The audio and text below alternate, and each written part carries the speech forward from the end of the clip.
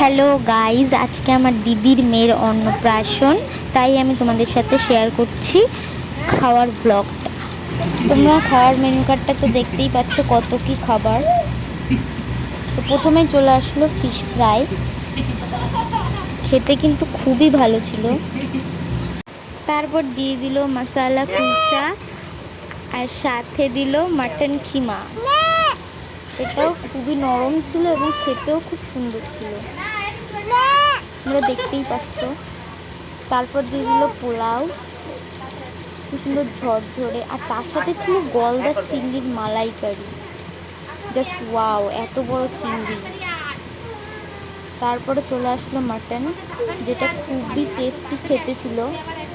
আমি পরে আবার 2 পিস নিয়েছি। তোমরা দেখতেই পাচ্ছ কতটা সফট। তারপরে দিয়ে দিল চাটনি, পাঁপড়, চাটনিটাও খেতে খুবই সুন্দর ছিল। দেন দিয়ে দিল পায়েস, তারপর দিল রসগোল্লা। রসগোল্লাটা জাস্ট ওয়াও, কি সুন্দর, হাত দিতে একবারে পেটে গেল। তারপরে দিয়ে দিল কালাকাদ, এটাও খুব নরম ছিল।